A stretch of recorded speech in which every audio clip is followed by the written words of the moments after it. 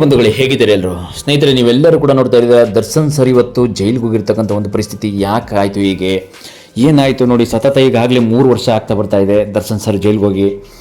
ಯಾಕೆ ಈ ರೀತಿ ಮಾಡಿಕೊಂಡು ದರ್ಶನ್ ಸರ್ ಅನ್ನೋದು ಎಲ್ಲರೂ ಕೂಡ ಗೊತ್ತೇ ಇದೆ, ಹೇಗೆ ಮಾಡಿಕೊಂಡ್ರು. ಬಟ್ ಏನಂತಂದರೆ ಅವರಿಂದ ಇವಾಗ ಸಿನಿಮಾ ಇಂಡಸ್ಟ್ರಿಗೆ ಲಾಸ್ ಆಗ್ತಾ ಇದೆ ನೋಡಿ. ಸಿನಿಮಾ ಚೇಂಬರ್ಸ್ ಕೂಡ ತುಂಬ ಜನ ಹೇಳ್ಕೊಂಡಿದ್ದಾರೆ, ಕೆಲವೊಂದಷ್ಟು ನಿರ್ಮಾಪಕರು ದರ್ಶನ್ ಸರ್ ಇವತ್ತು ಜೈಲಿಗೆ ಹೋಗಬಾರ್ದಿತ್ತು, ಹೋಗಿರೋ ಪರಿಸ್ಥಿತಿ ಇವತ್ತು ಸಿನಿಮಾ ಇಂಡಸ್ಟ್ರಿಗೆ ಇಂತಿಷ್ಟು ಕೋಟಿಯಷ್ಟು ಲಾಸ್ ಆಗ್ತಾ ಇದೆ, ಸುಮಾರು ಒಂದು 300ರಿಂದ 500ರಿಂದ 800 ಕೋಟಿಯಷ್ಟು ಲಾಸ್ ಆಗಿದೆ ಅಂತ ಕೂಡ ಹೇಳ್ಕೊಂಡಿದ್ದಾರೆ.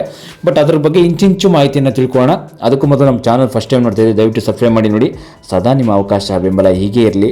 ನಮ್ಮ ಫೇಸ್ಬುಕ್ ಪೇಜ್ ಕೂಡ ಫಾಲೋ ಮಾಡಿ. ಸ್ನೇಹಿತರೆ, ಏನಂತಂದರೆ ದರ್ಶನ್ ಸರ್ ಜೈಲಿಗೆ ಹೋಗಿರ್ತಕ್ಕಂಥದ್ದು, ಅವರಂತೂ ಜೈಲಿಗೆ ಹೋಗಿರ್ತಕ್ಕಂಥ ಕಾರಣ ಬೇರೆ ಯಾರೋ ಇರ್ಬೋದು, ಇಲ್ಲ ಅಂತಲ್ಲ, ಇವರಂತೂ ಕಾರಣ ಅಂತಲ್ಲ, ಬೇರೆ ಯಾರೋ ಪಾಪ ನಿಜವಾಗ್ಲೂ ಹೇಳ್ಬೇಕಂತಂದರೆ ಯಾರೋ ಮಾಡಿದ ತಪ್ಪಿಗೆ ಇವ್ರೀಗ ಶಿಕ್ಷೆಯನ್ನು ಅನುಭವಿಸ್ತಾ ಇದ್ದಾರೆ. ಅದೆಲ್ಲ ಕೂಡ ನಮ್ಮ ಅಭಿಮಾನಿ ಬಳಗಕ್ಕಂತೂ ತುಂಬ ದುಃಖ ತರುತ್ತಾಗಿದೆ. ಈಗ ನೋಡಿ, ಕಾಟೇರ ಅನ್ನೋ ಸಿನಿಮಾದಲ್ಲೂ ಕೂಡ ಎಷ್ಟೆಂಥ ಹೆಸರನ್ನು ಮಾಡಿದಂಥವ್ರು, ತುಂಬ ಈ ಸಿನಿಮಾಗಳನ್ನ ಕೊಟ್ಟಂಥವ್ರು ಇವತ್ತು ಒಂದು ಬೇಲ್ ಸಿಗ್ತಾ ಇಲ್ಲ ನೋಡಿ ದರ್ಶನ್ ಸರ್ಗೆ ಅಂತಂದರೆ ಅರ್ಥ ಮಾಡ್ಕೊಳ್ಳಿ.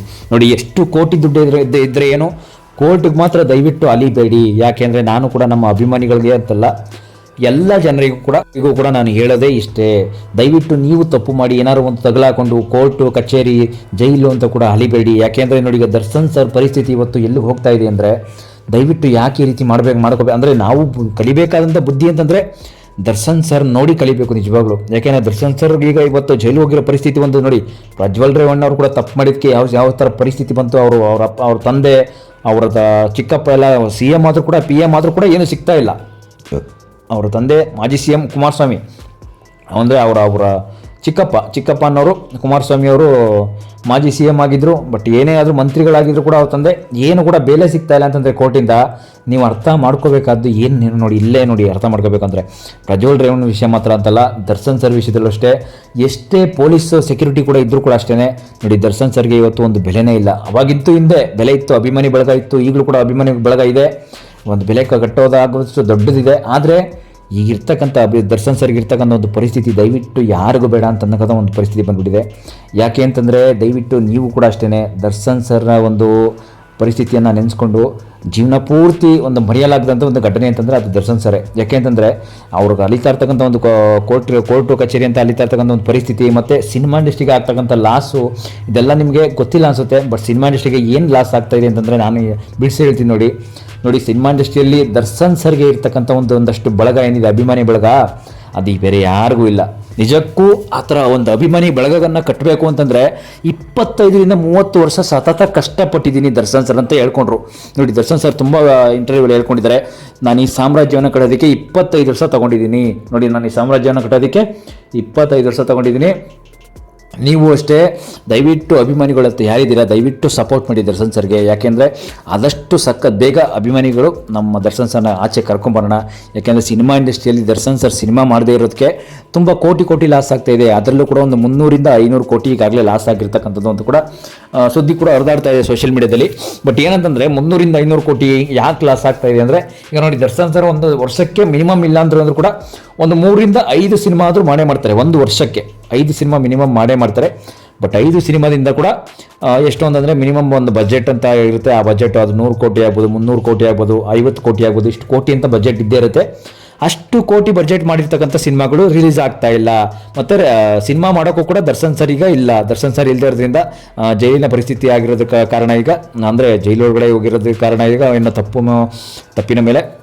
ಬಟ್ ದರ್ಶನ್ ಸರ್ಗೆ ಈಗ ಸಿನಿಮಾ ಅವಕಾಶಗಳು ಬರ್ತಾ ಇಲ್ಲ. ಸಿನಿಮಾ ಅವಕಾಶಗಳು ಬಂದರೂ ಕೂಡ ಸಿನಿಮಾ ಮಾಡೋಕ್ಕಾಗ್ತಾ ಇಲ್ಲ. ಶೂಟಿಂಗನ್ನು ನೀವೆಲ್ಲ ಕೂಡ ನೋಡ್ತಾ ಇದ್ದೀರಾ. ಶೂಟಿಂಗ್ ಮಾಡೋದು ಅಂತಂದರೆ ಸುಮ್ಮನೆ ಈಗ ನೋಡಿ, ದರ್ಶನ್ ಸರ್ ಜೈಲಲ್ಲಿ ಇದ್ದಾರೆ, ಅದಕ್ಕೆಲ್ಲ ಪರ್ಮಿಷನ್ ಕೊಡಲ್ಲ.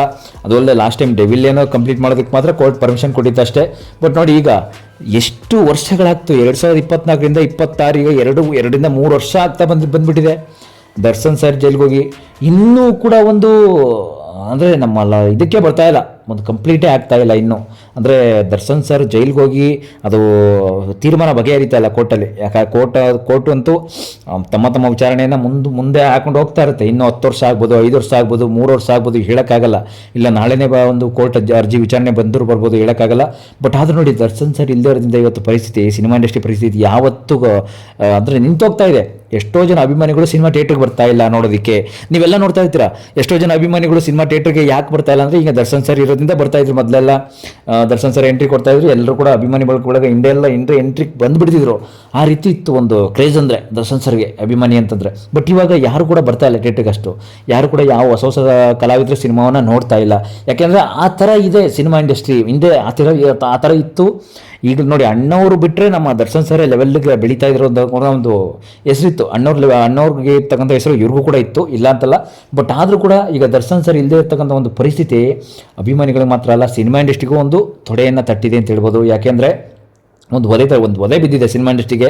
ಏನಂತಂದರೆ ಸಿನಿಮಾ ಫಿಲ್ಮ್ ಚೇಂಬರ್ಗಾಗಲಿ, ಒಂದು ಇನ್ನೊಂದಾಗಲಿ, ಮತ್ತು ಕನ್ನಡ ಸಿನಿಮಾ ಇಂಡಸ್ಟ್ರಿಯಲ್ಲಿ ಆಗ್ತಾ ಇರ್ತಕ್ಕಂಥ ಒಂದಷ್ಟು ಕೋಟಿ ಲಾಸ್ ಆಗ್ಬೋದು. ಮತ್ತು ದರ್ಶನ್ ಸರ್ ಇಟ್ಟು ಕೊಡ್ತಿದ್ದ ಸಿನಿಮಾಗಳಾಗಿರ್ಬೋದು, ಅದೆಲ್ಲ ಇವತ್ತು ಕೈ ಬಿಟ್ಟು ಹೋಗ್ತಾ ಇದೆ. ಕೈ ಬಿಟ್ಟು ಹೋಗೋ ಕಾರಣ ಅದು ದರ್ಶನ್ ಸರ್ ಆಗಿರ್ಬೋದು, ಅವರ ಸ್ನೇಹಿತರಾಗಿರ್ಬೋದು. ಕಾರಣಗಳದೆಲ್ಲ ನೋಡಿ, ಅವ್ರಿಗೆ ಹೋಗಿರ್ತಕ್ಕಂಥ ಜೈಲಿಗೆ ಇರ್ತಕ್ಕಂಥ ಪರಿಸ್ಥಿತಿನೇ ಕಾರಣ, ಬೇರೆ ಇನ್ನೇನು ಇಲ್ಲ ನೋಡಿ. ಆದರೂ ಕೂಡ ದರ್ಶನ್ ಸರ್ಗೆ ಈ ರೀತಿ ಆಗಬಾರ್ದಿತ್ತು. ಬಟ್ ನಿಮಗೆ ಅನಿಸುತ್ತೆ ದಯವಿಟ್ಟು ಕಾಮೆಂಟ್ ಮಾಡಿ. ಯಾಕೆಂದರೆ ಈಗ ನೋಡಿ, ದರ್ಶನ್ ಸರ್ಗೆ ಈಗ ಇವೆಲ್ಲ ನೀವು ನೋಡ್ತಾ ಇರ್ತೀರಾ, ಆ ಬಳಗ ಎಲ್ಲ ನಾವು ನೋಡ್ತಾ ಇರ್ತೀವ, ಯಾವ್ಯಾವ ರೀತಿ ಕ್ರೇಜ್ ಇತ್ತು ಆ ಟೈಮಲ್ಲಿ. ಹಿಂದೆ ಎಲ್ಲ ಏನೇನೆಲ್ಲ ಅಭಿಮಾನಿ ಮತ್ತು ಅವ್ರ ಸಿನಿಮಾಗಳು ಒಂದು ಫ್ಲಾಪ್ ಆಗ್ಬೋದು, ಒಂದು ಹಿಟ್ ಆಗ್ಬೋದು. ಬಟ್ ಆದರೂ ಕೂಡ ಅವರು ಇರ್ತಕ್ಕಂಥ ಒಂದು ಅಭಿಮಾನಿ ಬಳಗ ಯಾವ ಕನ್ನಡ ಸಿನಿಮಾ ಇಂಡಸ್ಟ್ರಿ ಕೂಡ ಇರಲಿಲ್ಲ. ನೀವೆಲ್ಲ ಕೂಡ ಎಲ್ಲ ಹೀರೋಗಳನ್ನ ನೋಡ್ಕೊಬನ್ನಿ, ಯಾರೇ ನೋಡ್ಕೊಬನ್ನಿ, ಯಾರಿಗೂ ಕೂಡ ಅಷ್ಟು ಕ್ರೇಜ್ ಯಾರಿಗೂ ಇರಲಿಲ್ಲ. ಅಷ್ಟು ತುಂಬ ದೊಡ್ಡ ಮನಸ್ಸಿತ್ತು. ಎಷ್ಟೋ ಜನಕ್ಕೆ ಸಹಾಯ ಮಾಡಿದ್ದಾರೆ, ಎಷ್ಟೋ ಜನಕ್ಕೆ ಕೋಟಿ ದಾನ ಮಾಡಿದ್ದಾರೆ, ಅನಾಥಾಶ್ರಮಗಳಿಗೆ, ಎಷ್ಟೋ ಬಡ ಬಗ್ಗರಿಗೆಲ್ಲ ದಾನ ಮಾಡಿಬಿಟ್ಟಿದ್ದಾರೆ ದರ್ಶನ್ ಸರ್. ಬಟ್ ಇವತ್ತು ಜೈಲಿಂದ ಹೊರಗಡೆ ಕರ್ಕೊಂಬರೋಕೆ ಆಗ್ತಾ ಇಲ್ಲ ನೋಡಿ. ಜೈಲಿಂದ ಹೊರಗಡೆ ಕರ್ಕೊಂಬರೋದು ಅಷ್ಟು ಈಸಿನೂ ಆಗ್ತಾ ಇಲ್ಲ. ಈ ಕಡೆ ತುಂಬ ಕಷ್ಟ ಆಗ್ತಾ ಇದೆ. ಒಂದು ಸಲ ಅವರು ಹೋಗ್ಬಿಟ್ಟಿದ್ದಾರೆ ಜೈಲೊಳಗಡೆ, ಮತ್ತೆ ವಾಪಸ್ ಬರೋಕ್ಕಾಗ್ತಾ ಇಲ್ಲ. ಏನಾಗ್ತಿದೆ ಜೈಲೊಳಗಡೆ ಬಟ್ ಆದರೂ ಕೂಡ ಕೋರ್ಟ್ ಏನು ಹೇಳ್ತಾ ಇದೆ ಅಂತ ಕೂಡ ಇನ್ನೂ ಕೂಡ ವಿಚಾರಣೆ ಗೊತ್ತಾಗ್ತಾ ಇಲ್ಲ. ಆದರೂ ಕೂಡ ದಯವಿಟ್ಟು ಅಭಿಮಾನಿಗಳನ್ನು ನಾನು ಕೇಳ್ಕೊತೀನಿ, ತಾಳ್ಮೆಯಿಂದನೇ ಇರಿ.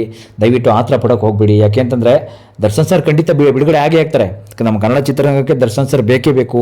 ಯಾಕೆಂದರೆ ಕನ್ನಡ ಚಿತ್ರರಂಗದ ಇವರು ಕೂಡ ಒಂದು ಆಸ್ತಿ. ಸುಮ್ಮನೆ ಅಂತಲ್ಲ, ದರ್ಶನ್ ಸರ್ ಯಾವುದೇ ಕಾರಣಕ್ಕೂ ತಪ್ಪು ಮಾಡಿಲ್ಲ, ಮುಂದೆ ತಪ್ಪು ಮಾಡೋದು ಇಲ್ಲ. ಯಾರೋ ಬೈ ಮಿಸ್ಟೇಕ್ ಮಾಡಿರೋ ತಪ್ಪಿಗೆ ಇವರೀಗ ಶಿಕ್ಷೆಯನ್ನು ಅನುಭವಿಸ್ತಾ ಇದ್ದಾರೆ ಅಂತ ಹೇಳ್ಬೋದು. ಬಟ್ ಆದರೂ ಕೂಡ ದಯವಿಟ್ಟು ಅಭಿಮಾನಿಗಳ ಬಳಗ ಅಂತ ನಾವೇನು ಕರಿತೀವಿ, ತಾಳ್ಮೆಯಿಂದನೇ ಇರಿ.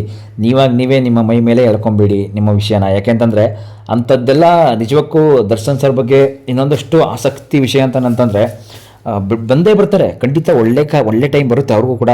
ಹಿಂದೆ ಎಲ್ಲ ಏನೋ ಒಂದು ಕೆಟ್ಟಗಳಿಗೆ ಒಂದು ಆಗಿರ್ಬೋದು ಅಷ್ಟೇ, ಇಲ್ಲ ಅಂತಲ್ಲ, ಒಳ್ಳೆ ಟೈಮ್ ಬರುತ್ತೆ.